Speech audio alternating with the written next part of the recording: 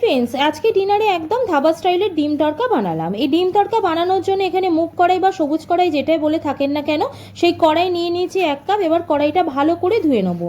এখানে 3বার আমি খুব ভালো করে কড়াইটা ধুয়ে নিয়েছি। এবার কড়াইটা প্রেসারে দিয়ে দেবো পরিমাণ মতো জল, হাফ চামচ নুন, সামান্য হলুদ দিয়ে কড়াইটা সিদ্ধ করে নেবো। এখানে 7টার মতো সিটি দিয়ে রেখে দিয়েছি। এদিকে একটা বড় সাইজের পেঁয়াজকে মিক্সারে ব্লেন্ড করে নেবো। আদা রসুনের পেস্টটা বানিয়ে নেবো। এবার একটি বাটিতে নেবো 4 থেকে 5টা কাজু বাদাম, 1 চামচ চারমগজ, 1 চামচ পোস্ত গরম জলে ভিজিয়ে রেখে দেবো। ডালটা আমার ভালো সিদ্ধ হয়ে গেছে। এবার 3টে ডিম নুন দিয়ে গুলে নেবো।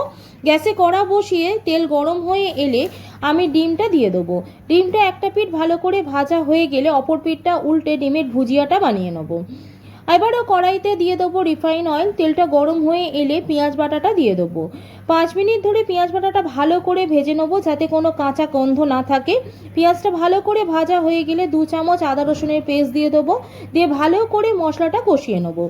দেবো 1 চামচ ধনে গুঁড়ো, 1 চামচ জিরে গুঁড়ো, নুন, হলুদ, কাশ্মীরি লঙ্কার গুঁড়ো 1 চামচ দিয়ে মশলাটা ভালো করে কষিয়ে নেবো।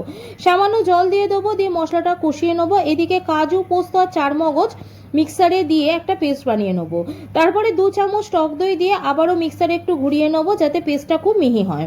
মশলাটা তেল ছেড়ে দিয়েছে। এবার দইয়ের ওই পেস্টটা দিয়ে দেবো। 5 থেকে 7 মিনিট ভালো করে নাড়াচাড়া করতে থাকবে, না হলে কিন্তু দইটা কেটে যাবে। মশলাটা থেকে তেল ছেড়ে দিলে এবারে সিদ্ধ করা কড়াইটা দিয়ে দেবো 2 চামচের মতো তড়কা মশলা আর কাঁচা লঙ্কা কুচি দিয়ে নাড়াচাড়া করে নেবো। ডিমের ভুজিয়াটা দিয়ে দেবো। এবার 3 থেকে 4 মিনিট ভালো করে ফুটিয়ে নেবো লো ফ্লেমে। নামানোর আগে কসুরি মেথি ভালো করে মিশিয়ে নেবো তড়কাটার সাথে।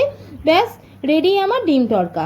যদি রেসিপি ভালো লাগে অবশ্যই চ্যানেলটাকে সাবস্ক্রাইব করে যেও। যারা ফেসবুক পেজ থেকে দেখছো তারা ফলো করে নিও। সকলে ভালো থেকো।